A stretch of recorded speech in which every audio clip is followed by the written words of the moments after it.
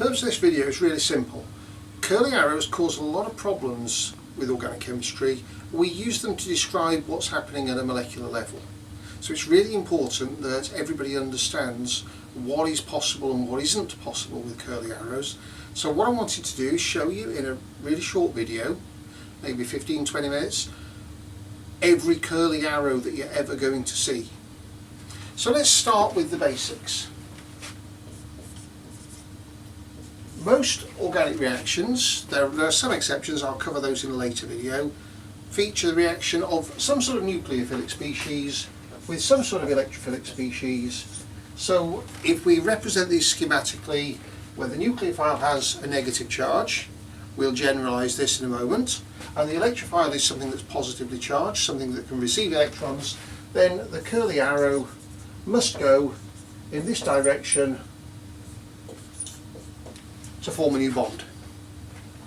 So to some extent, the only thing we need to worry about as organic chemists is which one's the nucleophile and which one's the electrophile.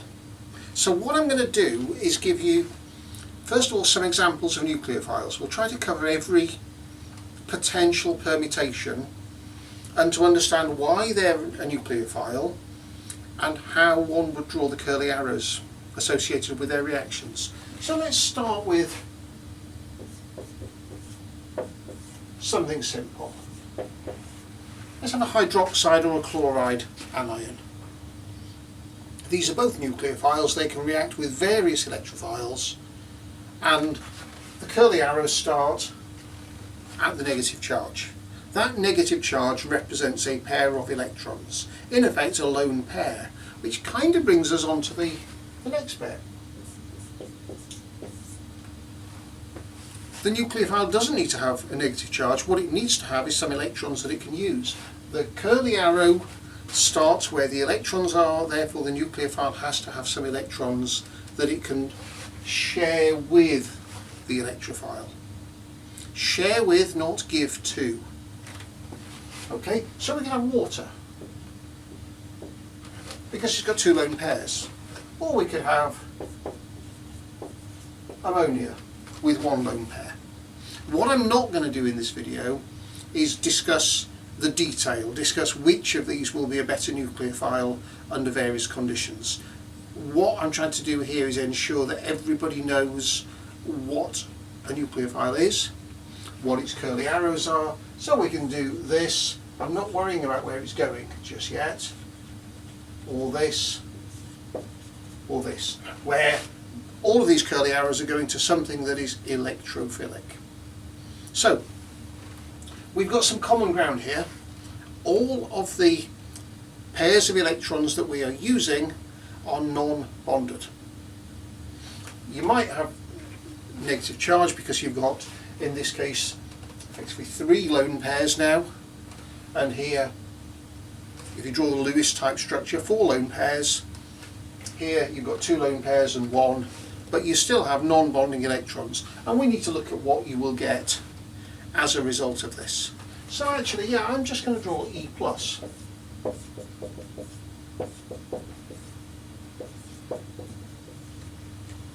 So that will give us, now it's neutral, okay? Negative charge, positive charge, they balance one another out. We're forming a new bond, we're sharing this pair of electrons with E, not giving them to it.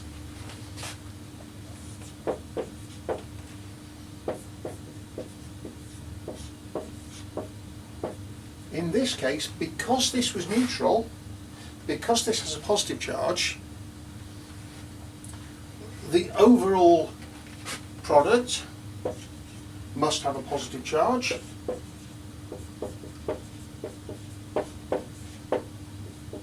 And that positive charge will be on the oxygen here, the nitrogen here, for the very simple reason that by sharing 2 electrons, this is a pair of electrons being shared with E, in effect we can, I try to avoid terminologies that's giving electrons. When we're sharing 2 electrons with E, we can think of this as a 2 electron bond E having one of those electrons and O having the other of those electrons. So the net effect is that this has gained one electron and this has lost one electron. If you're not clear about that, just rewind a couple of minutes and just watch that bit again, because that's really important, getting the charges right after the reactions, because at some point we're going to need to deal with this, and I'm going to put that in a later video. Proton transfer steps, and this is all about protons, are really, really important. But what I don't want to do is throw too much into one video. This is about the curly arrows. So we've got various things with pairs of electrons. Let's have a look at some other potential nucleophiles.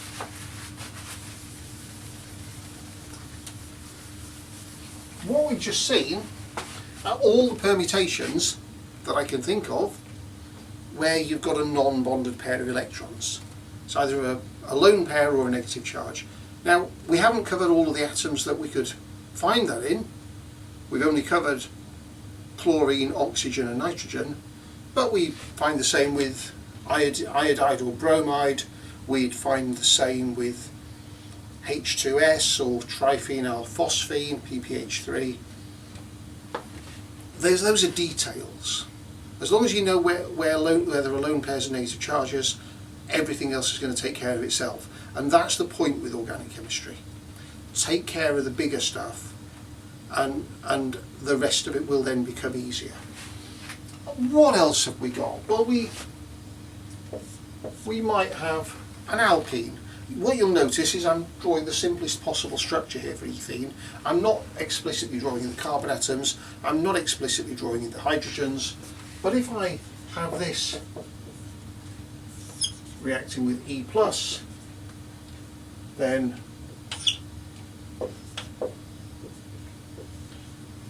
I'm going to get this.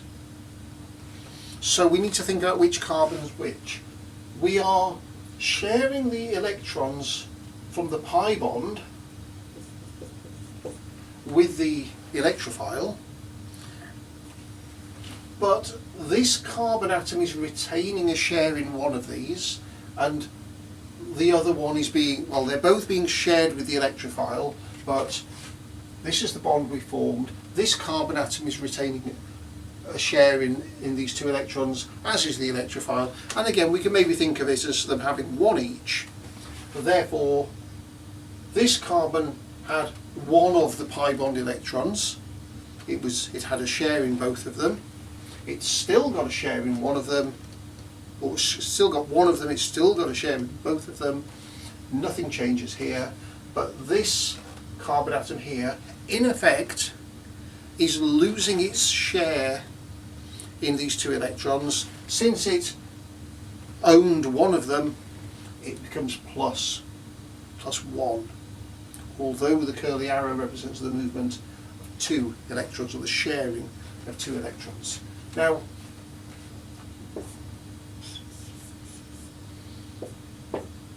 this could be a benzene ring. You have seen electrophilic substitution of benzene rings.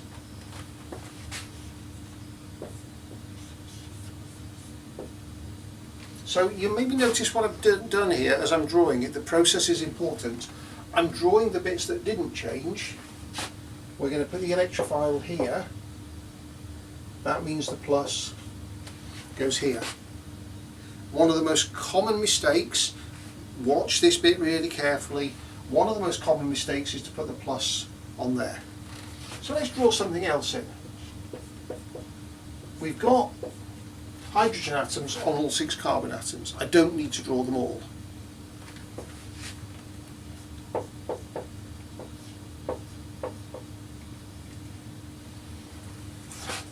Now, as far as these 2 carbon atoms are concerned, I have drawn every hydrogen atom. I'm just going to tidy this up a little bit. Okay, so we've got a positive charge there, and we've got a carbon atom here with 4 bonds, neutral. That's the other way to determine the charge.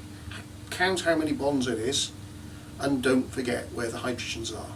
If this is one of my sort of pet peeves. It's one of the things that we see all the time.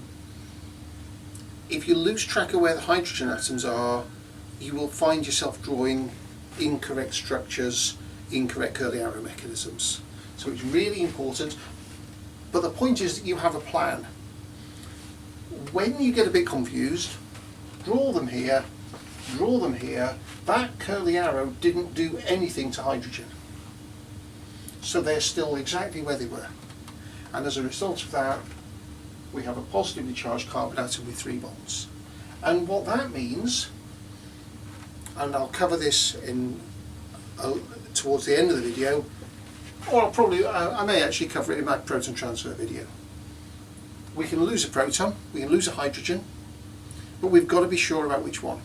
So we've now broadened out where curly arrows can start. They can either start on negative charges or lone pairs, and as far as I'm concerned, they're the same thing. It's just a question of extent.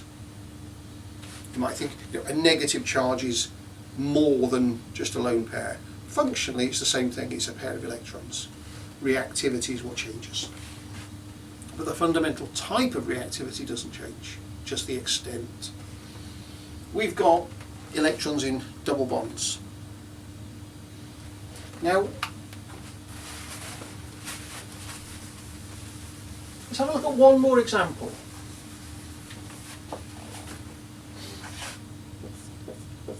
I'm going to use acetone as the example, propanone.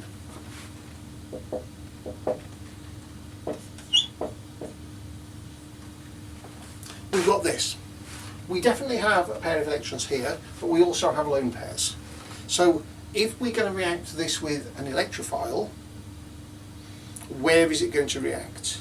Now, this is a bit of a misleading one, in the sense that this will normally react with nucleophiles. This will normally be the electrophile. So the only electrophile I can really think about is the simplest one, H+. Again, we're going to define the electrophiles in the same way that we define the nucleophiles, and then we're going to put some of them together. So this has a choice. I would generally draw this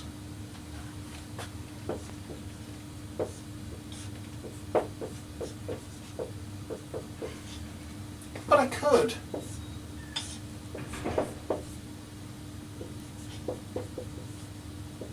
draw this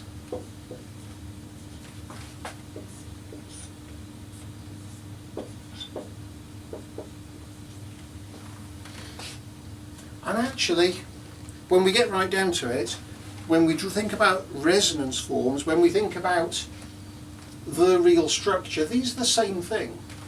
Because if I draw a resonance curly arrow,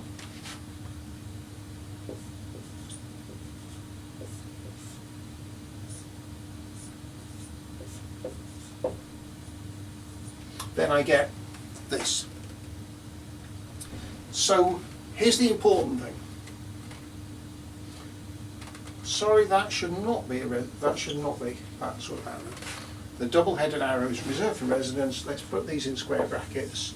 And let's just remind ourselves what this means. The structure, the product of this reaction, isn't this, and it isn't this. It's a resonance hybrid of the two. What that means is we've perhaps got a little bit more delta plus on the carbon than we would if we just think about this structure. We're thinking about this and thinking that it's an O plus. Here it's a neutral oxygen, so it's not a full positive charge, but there will be some amount of positive charge. The positive charge is shared, not necessarily equally, between oxygen and carbon, and the real structure is somewhere in between. I guess the way I would articulate it to make it as simple as possible, the structure is the structure. I know that's not a very helpful expression. It isn't this extreme and it isn't this extreme. It's some sort of combination. These structures, we use resonance structures because we can't easily draw the structure. So we just have these conventional representations that we use. Okay. So fundamentally, does this react on an oxygen lone pair or a CO pi bond, the pi bonding electrons? Fundamentally, it doesn't matter. But I would say, and to some extent it may depend on the electrophile, you're probably talking about the lone pair. If you've got a choice, which electrons are more available to do something? The ones that are not already doing something, the lone pairs.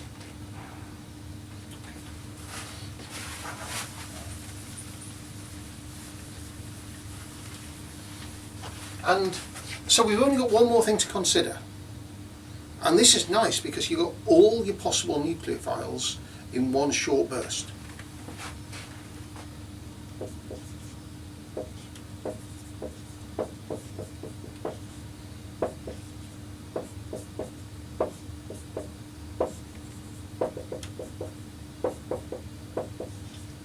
So you've encountered sodium borohydride. You've encountered a Grignard reagent. When we look at these structures, what we find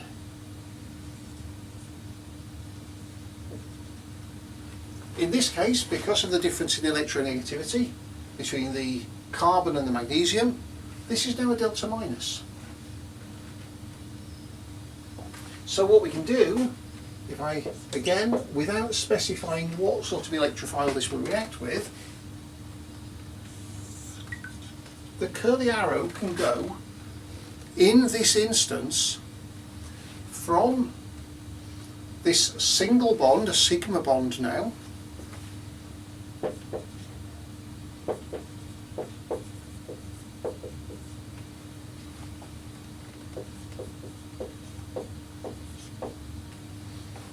and we formed a new sigma bond as a result. And you would argue that, so you don't normally see this curly arrow, you only see it when there's something more electropositive than carbon. And in effect we can basically simplify and say, well, the magnesium's happy to have a positive charge. In this case, this is one that does lead to problems. We've got a negative charge on boron, but you cannot draw a curly arrow starting from that negative charge. That negative charge is not a pair of electrons. The boron has a negative charge because it has 4 bonds. Neutral boron, BH3, 3 bonds, and it has an empty orbital. It is electron deficient. So we get a species like borohydride. So we must, in any metal hydride, things like sodium hydride are a little bit different. I'm not going to worry about those in detail. But in any species like this, and it might be boron, it might be aluminium, those are the ones that you'll most commonly encounter, we must start the curly arrow at a boron-hydrogen bond, because in this molecule it's the only place we have any electrons. And what that's going to give us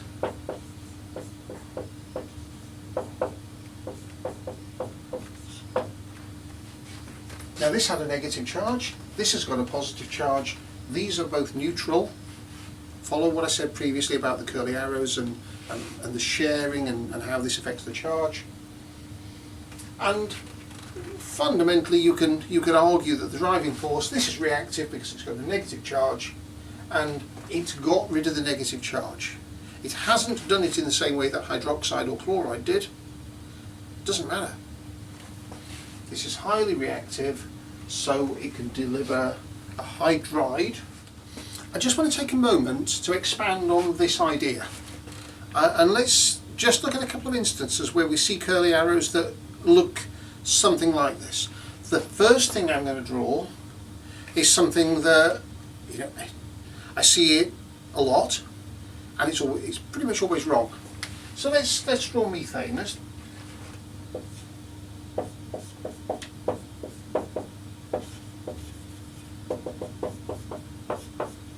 Now, we've got bonds, they've got electrons in them, that's the definition of a bond. That'll never work. We can't just get rid of a hydrogen. This would represent transfer of a hydride, so that would give us He, but alongside it, it would give us CH3+. Now that's really bad. And when I say it's really bad, what I'm talking about is energy. This is really, really unstable. This is really stable. So in order to take out a hydride from methane to give CH3+, energetically we're going so far uphill, it's a real mountain to climb. And part of that is associated with the process of removing a hydride. So let's look at a slightly different example.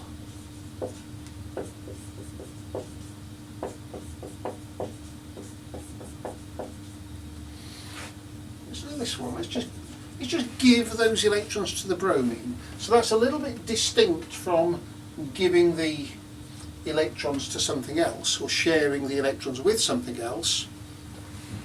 But it's okay to draw that here, because we know that Br- is reasonably stable. Bromine is a good leaving group. Okay, we do get some trends that require a bit more explanation. I'm not going to do that now. Fluoride is not such a good leaving group, even though it's more electronegative.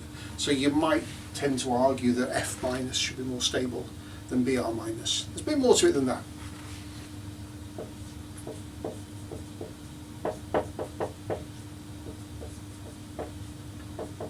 But we're getting this carbocation alongside it. And all of this would be done in a solvent. And it would be done in a solvent perhaps such as formic acid. Something that stabilises a carbocation. Something that will stabilise the bromide. So we get a good, this is the first step in an SN1 substitution. So this is massively more stable than this, even though they're both carbocations, and that's because of the methyl groups, and it's because of hyperconjugation. It's an orbital overlap effect. So we have a couple of situations where it's okay to draw a curly arrow from a sigma bond. I've rubbed off the Grignard reagent now, but we've got a Grignard reagent and we've got a Bora hydride, and we see why they lead to species that are more stable. We can't do it with a CH bond, but we can do it with a CBr bond. But even here, we wouldn't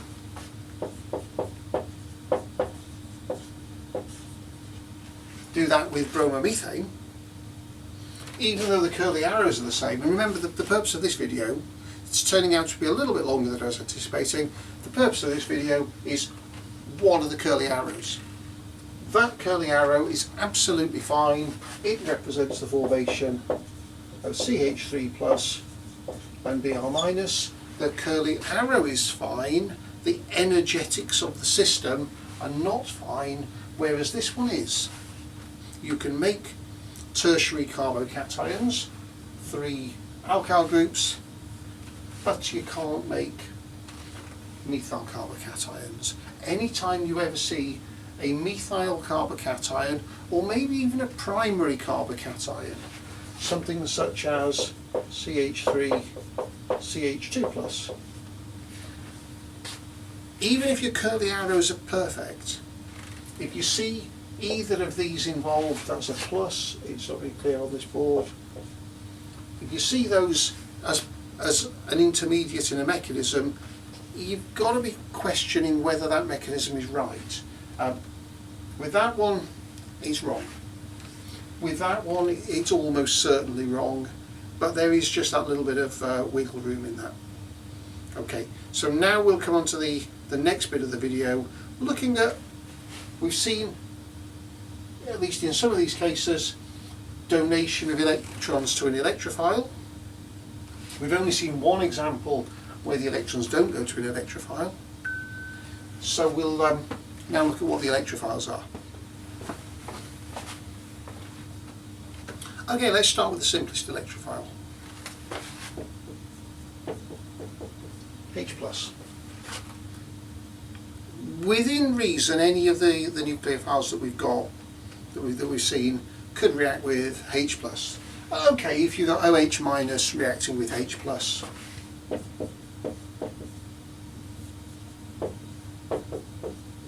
you're making water.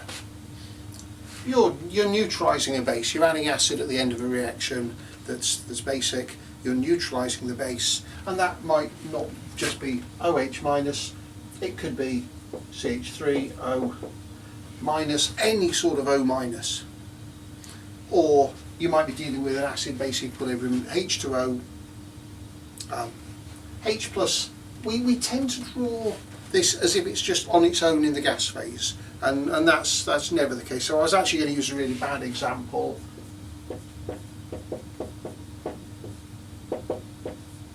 You could draw that,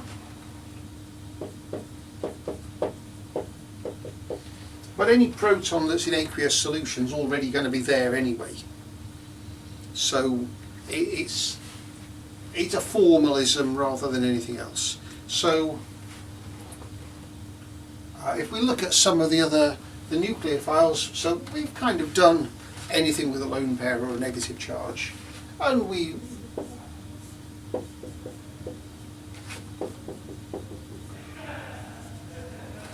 let's take this time a substituted alkene, propene,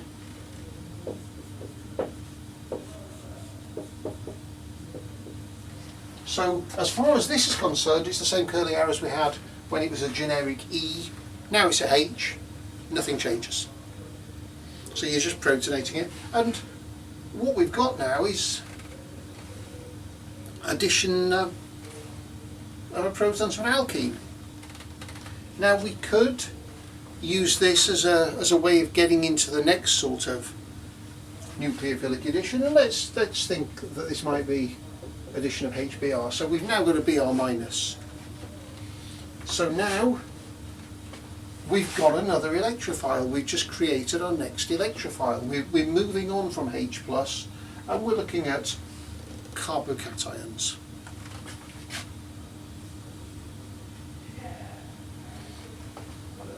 So we get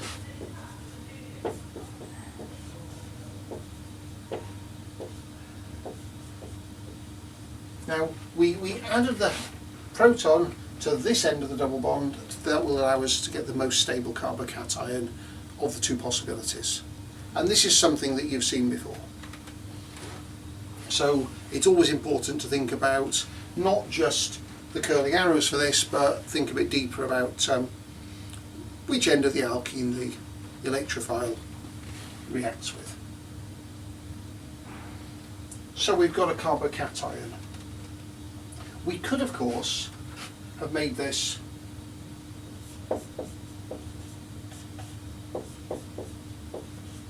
and remember, we've got more hydrogens here. We've got a hydrogen atom here, we've got two on here. So I've only drawn the one that we added, but we could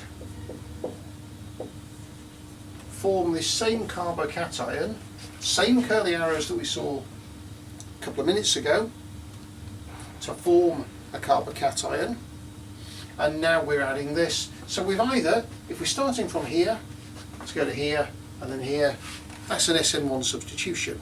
We can debate whether this particular reaction would prefer to be SN1 or SN2, but the curly arrows are fine.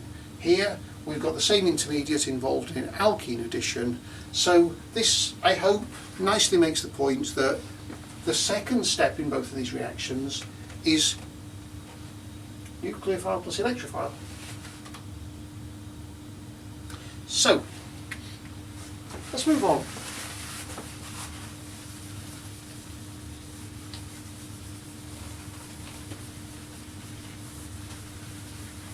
What I'd like to do is just keep track of what we've done. So we've seen H plus. We've seen a carbocation, R3C plus, for whatever those R groups are. Is there anything else that's positively charged that we could add a nucleophile to? Well, I guess there are, but they're probably a bit niche. So let's just leave it at that for the positive charges, and then we'll think about the neutral. So if we're thinking about neutral, and this is organic chemistry, I'm thinking about carbon. So I'm either thinking about the carbon being sp3, sp2, or sp hybridized. When I use these terms, I'm not really thinking about the bonding. I'm just thinking that sp3 hybridized might be CBr, whatever these three groups are. And we can add on one of our nucleophiles. So let's just draw Nu minus.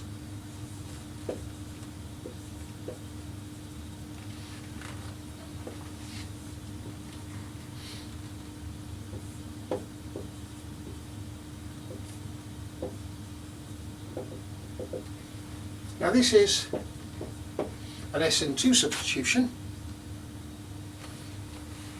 and it's fine, and I'm not too worried about what the nucleophile actually is. It could be a chloride, it could be a hydroxide, it could be lots of things. The important thing is that you're able to draw the curly arrows for any of them. So if I asked you to draw this reaction and we were going to use triphenylphosphine as a nucleophile, you would hopefully recognise that the most likely site of attack of this isn't going to be the phenyl groups, the benzene rings. It's going to be the phosphorus.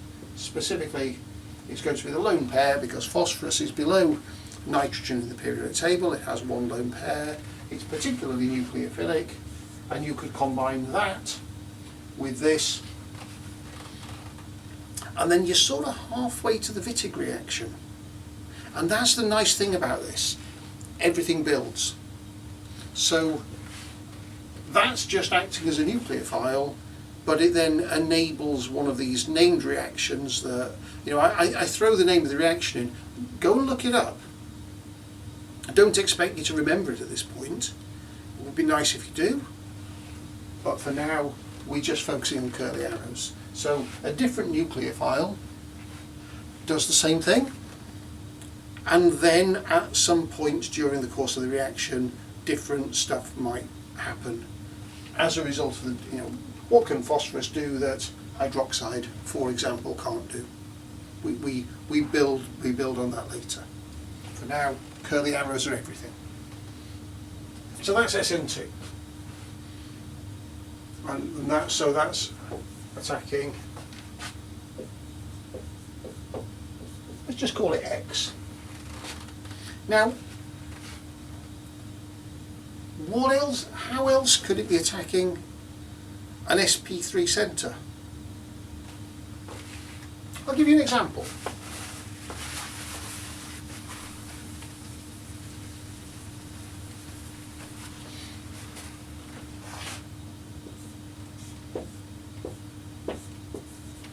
We've got a three-membered ring here with oxygen. The bond angles here are 60 degrees. They would really like to be 109 degrees, so that's very strained. If we have a nucleophile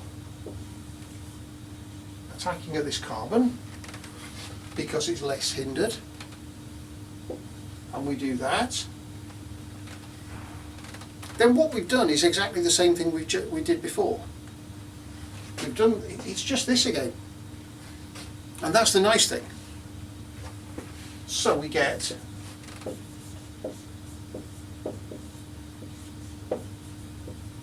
that. And then that can do something. The thing it's most likely to do, we'll add a bit of water at the end of that reaction. We'll protonate it.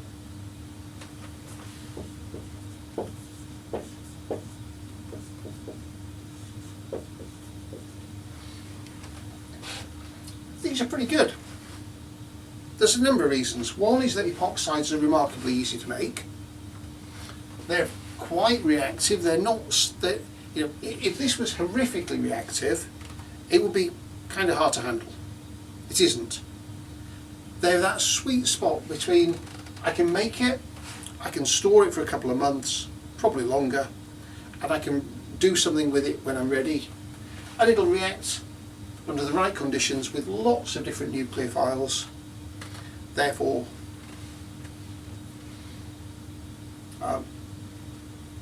this is a nice reaction. The important thing is the curly arrows. Just because we've got a ring here, just because it's a three-membered ring, it's just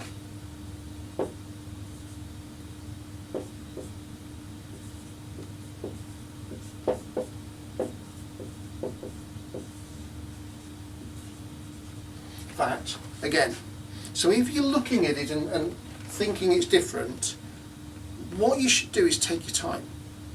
Draw it out a few times. Draw this. Draw this.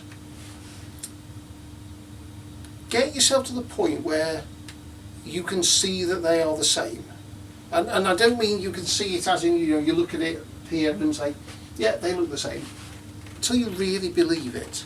That might sound like an odd thing to say, but you're probably used to this by now.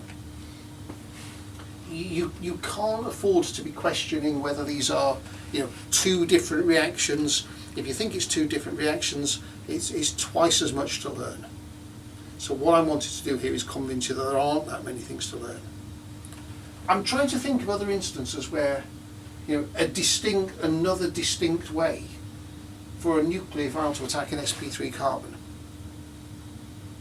And I genuinely can't think of one. So we'll move on to sp2.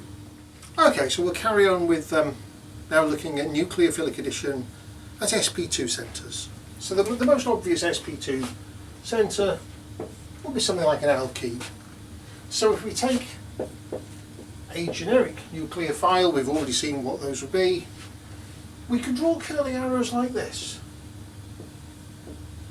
And that would give us something like this. So the first point, there is absolutely nothing wrong with these curly arrows. From a molecular orbital point of view, we've got a filled orbital here, we have a pi bond here, we have a pi star orbital, an antibonding orbital. The problem is this. The problem is that this is very unstable. Now, let's change this. So I'm just going to do it like this. Let's make it a carbonyl. And we might just to make it clear need to put something else on here. So it's a very badly drawn aldehyde because I wasn't planning on doing it that way. But tidy it up a little bit. There we go. That looks better. Now, why does that look better? It'll look even better if I put the oxygen on. We've got an O minus, we've got an electronegative element, we've got something that wants those electrons. What we have here is a polarised bond. Nominally we can draw this as a delta plus and a delta minus, so this is an electrophilic centre. But fundamentally that's an electrophilic centre not just because of the delta plus charge on there, the partial amount of positive charge, but because when it reacts, it gives something here with a stabilised O minus, an O minus in that case. So we don't get nucleophilic addition to alkenes, but we do get nucleophilic addition to carbonyls. And this would be any carbonyl. And that's great, because you've got a whole range of nucleophiles, and you can add them to a whole range of carbonyls. So one absolute goal that you should have at this stage in your studies, you should be able to draw this mechanism where that nucleophile is an alcohol or water or an amine or a borohydride reagent or a Grignard reagent. I'm trying to think of any more that we would need to have.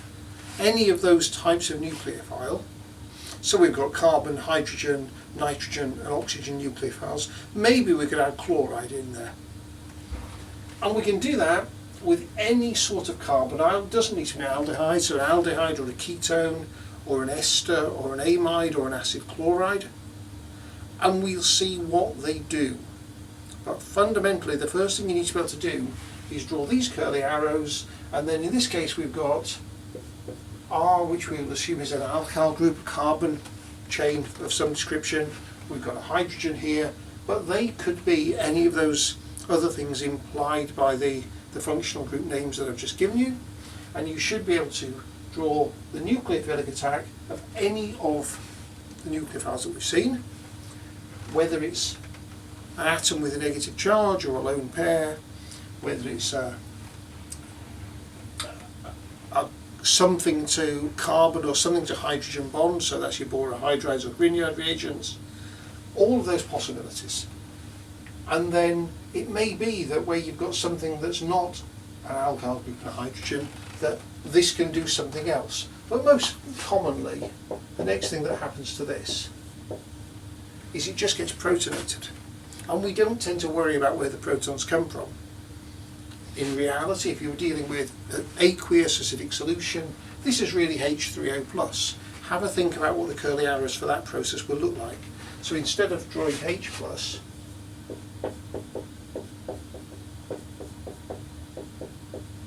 we're drawing that. As a hint, you'll need 2 curly arrows now, not 1. My preference is to just recognise that the reality is a little bit more complicated. Just draw H+. It's okay under acidic or basic conditions to either add or remove H+, and not worry too much about where it's coming from and where it's going.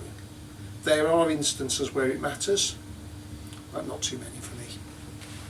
So we've got nucleophilic addition to an sp2 bond, sorry, an sp2 carbon, this time in a carbonyl bond, and we can imagine that doesn't have to be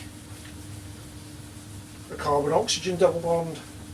We've seen why it won't be a carbon-carbon double bond, but it could be carbon-nitrogen, carbon-sulfur, a whole range of other possible bonds that this could be. The last one we can look at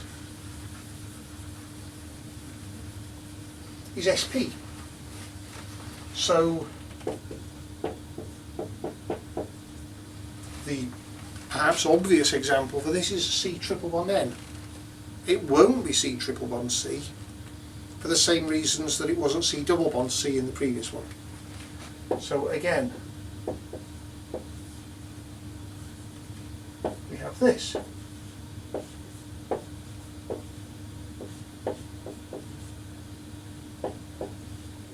And then generally that might be protonated. We're probably going to find that actually another nucleophile attacks this. So all I'm focusing on now isn't the detail of the reactions. That might not be the end of the whole process. But you've got to get the curly arrows for that process right.